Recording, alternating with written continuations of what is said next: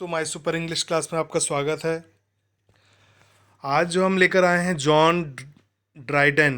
ठीक है, John Dryden लेकर आए हैं। आपको पता है ये रिस्टोरेशन एज के राइटर हैं। ठीक है, इंग्लिश लिटरेचर राइटर है, हम सबको पता है।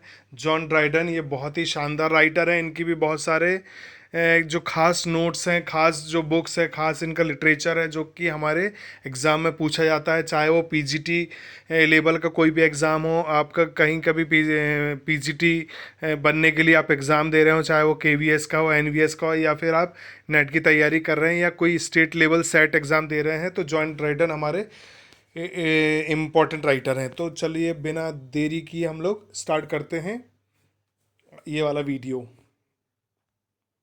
यहाँ पर देखिए, John Dryden was born on 19 August 1631। ठीक है, इसको रट लीजिए। 19 अगस्त 1631 में उनका जन्म हुआ। ही वॉज डाइड ऑन 12 मई 1700।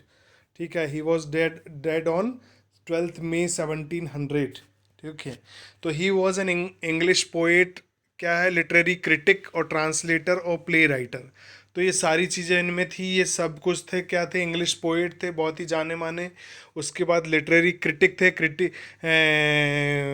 जो क्रिटिक्स थे बहुत इम्पोर्टेंट। ठीक है, और ट्रांसलेटर थे। इन्होंने बहुत जो पुराने राइटिंग्स है पुराने लेखकों के, उसको ट्रांसलेट किया है। और प्ले राइटर थे। ठीक है, तो ये आप दिमाग में रखिए, अच्छे से याद रख लीजिए।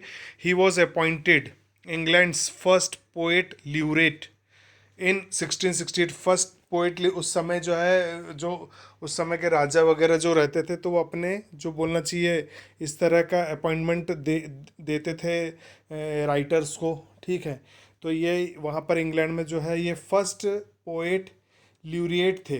ठीक है, फर्स्ट पोएट ल्यूरिएट थे कौन? जॉन ड्राइडन, जिनको 1668 में अपॉइंट किया गया था। In 1644 he was sent to Westminster school at a king's scholar. तो यहाँ पर उन्होंने स्कूलिंग की है वेस्टमिंस्टर पे।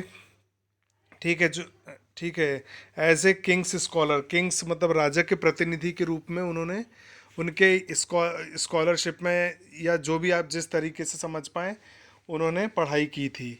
फिर है in 1650 Dryden went to the Trinity College Cambridge. Cambridge में उन्होंने ट्रिनिटी कॉलेज में पढ़ाई की है। आगे बढ़ते हैं। फिर ये उनका सबसे इम्पोर्टेंट वर्क है।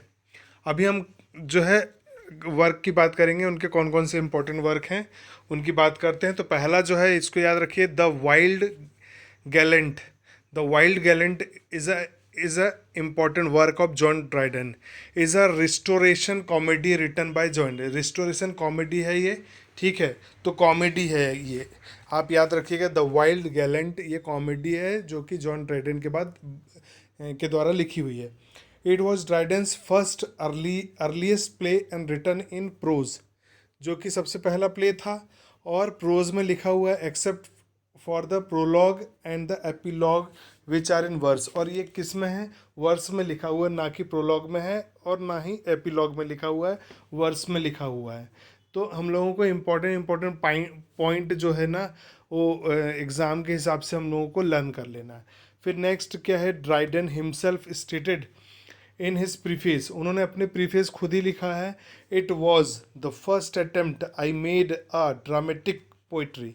तो उन्होंने बोला कि ये पहला मेरा जो प्रयास था और इसमें मैंने ड्रामेटिक पोइट्री लिखी है। तो आप ये देख लीजिए, ये पॉइंट जो है, ये लाइन एग्ज़ाम में हमारे पूछ सकते हैं कि John Dryden himself stated in his preface which was the line. तो you can give the answer, the first attempt I made in dramatic poetry, it was a line by the John Dryden. ठीक है, तो the wild गाइलेंट, इसको याद रखिए first work को।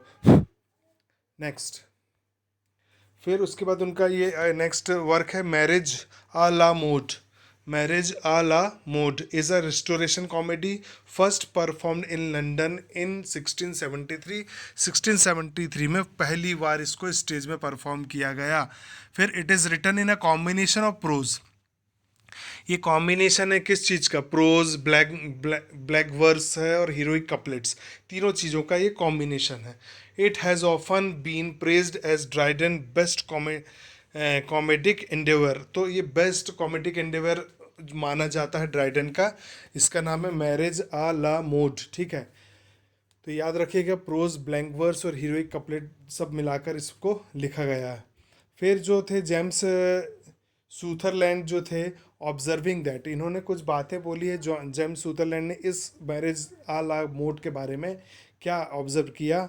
The comic scenes are beautifully written and Dryden has taken care to connect them with the serious plot by a number of effective links. He writes with one of the most thoughtful treatments of sex, marriage, and that restoration comedy can show। तो ये जो lines है, ये जो है James सूथरलैंड के द्वारा कही गई थी। उन्होंने ऑब्जर्व किया था इस पर्टिकुलर उनके वर्क को, और ये बातें बोली थी। तो ये इस तरह का भी क्वेश्चन पूछा जाता है एग्जाम में। इसको भी आप थोड़ा सा एक बार पढ़ लेंगे तो दिमाग में बना रहेगा। नेक्स्ट हम देखते हैं, आगे बढ़ते हैं। नेक्स्ट उनका जो वर्क था, इंपॉर्टेंट वर्क है ऑल फॉर लव, जो कि 1677 में पब्लिश हुआ है। और उसका जो एक और नाम है ऑल फॉर लव का दूसरा नाम है the world well lost. The world well lost, तो दोनों एक ही बुक है ना। इज एन 1677 में लिखा है, और हीरोइक ड्रामा है बाय जॉय। तो इन्होंने जब ड्रामा लिखा था तो ये बहुत इंपॉर्टेंट उनका ड्रामा है, और दोनों ही नाम से ये विख्यात है। ऑल फॉर लव 1677 में, और द वर्ल्ड वेल लॉस्ट, तो दोनों ही नाम से ये पब्लिश हुआ है। फिर it is now his best known and most performed play, सबसे ज़्यादा परफॉर्म किया गया प्ले है उनका ये। It is a tragedy written in blank verse, ठीक है, ब्लैंक वर्स में लिखी हुई ट्रेजेडी है। Is an attempt on Dryden's part to reinvigorate serious drama, ठीक है। तो उनका जो सीरियस ड्रामा का एक पार्ट है, सीरियस ड्रामा है ये, ट्रेजेडी है, और ब्लैंक वर्स में लिखा हुआ। हमको जो इम्पोर्टेंट बात है वो याद रखनी है, इसका नाम याद रख लेना दोनों। तो इसमें क्वेश्चन ये बन सकता है कि दूसरा उसका नाम क्या है, ठीक है। It is an acknowledged imitation of Shakespeare's Antony and Cleopatra, जो है शेक्सपियर का जो वर्क है, and focuses on the last hours of the lifes of its hero and heroine. तो ये एक्नॉलेज एक्चुअली पर्टिकुलर जो वर्क था शेक्सपियर का, एंटोनी एंड क्लियोपात्रा, उससे ये लिया गया, मान के चलो हम ये बोल सकते हैं कि उससे इंस्पायर्ड है, उससे एक्नॉलेज है। क्या? ऑल फॉर लव या द वर्ल्ड वेल लॉस्ट, ठीक है। नेक्स्ट आगे बढ़ता हूँ। एप्सलोम एंड एचिटोपेल, ठीक है। Absalom and Achitophel is a celebrated satirical poem, ये उनकी पोयम है। ये भी बहुत इंपॉर्टेंट वर्क है उनका। एप्सलोम, तो नाम तो कम से कम हम लोग याद रख ले, दिमाग में जब नाम याद रहता है ना, तो उससे रिलेटेड पढ़ी हुई सारी चीज़ें हमारे दिमाग में बिल्कुल आती। याद रखना, 4 ऑप्शन देते हैं एग्ज़ाम में, 4 ऑप्शन में से 3 गलत 1 सही। तो 3 गलत भी हम पकड़ सकते, तब पकड़ेंगे जब हम पढ़ेंगे उसको।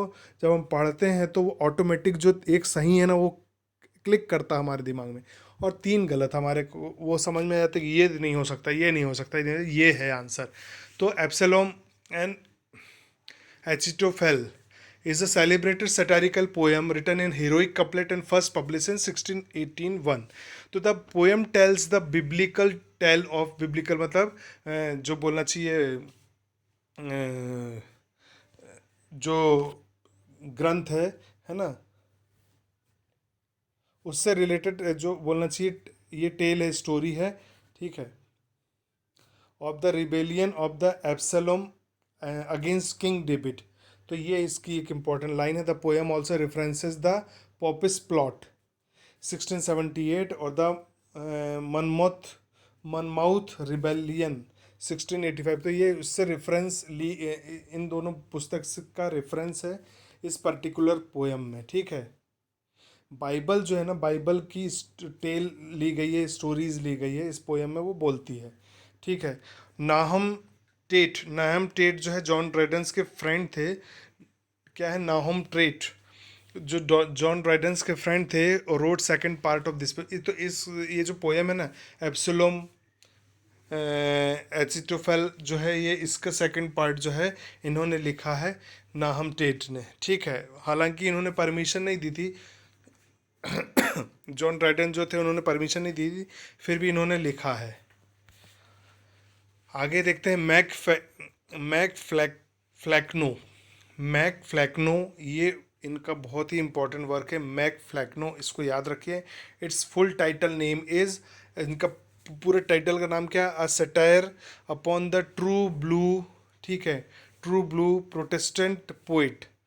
ये इसका नाम है, इस पर्टिकुलर वर्क का नाम है, पूरा नाम क्या है, सटारिक जो बोलना चाहिए, upon the true blue Protestant poet, ये नाम। और एक और है, तो ये नाम हमसे पूछा जा सकता है कि भाई इसका पूरा टाइटल क्या है, तो हमारे को पता रहेगा तो हम बता दें, हम कहीं पढ़े भी रहेंगे ना तो हमारे दिमाग में क्लिक करता है, a satire upon the true blue Protestant poet, ठीक है, मैक फ्लैको फ्लैक्नो, ठीक है, मैक फ्लैक्नो जो है इसका पूरा नाम ये है। It is a verse mock heroic satire written by John Dryden, ठीक है, वर्स में है, और मॉक हीरोइक सटायर है जो कि जॉन ड्राइडन ने लिखा है। फिर it is a direct attack on Thomas Shadwell, another prominent poet of the time. उस समय के जो एक और पोएट थे थॉमस सेडवेल, उन्होंने कुछ लिखा होगा तो उन्होंने डायरेक्ट अटैक किया था।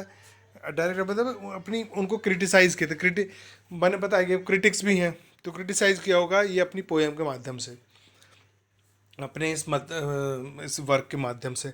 तो इसको आप हम लोगों को पढ़ लेना है और याद रखना है। आगे देखते हैं the Hind and the panther, ये भी पोएम उनकी जो कि 1687 में पब्लिश हुई थी, the Hind and the panther.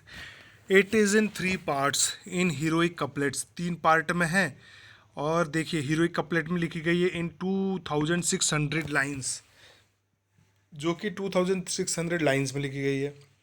It is much the longest of Dryden's poem, मतलब अभी तक उनकी जितनी भी पोएम उसमें सबसे ज़्यादा लंबी है ये, 2600 लाइन्स।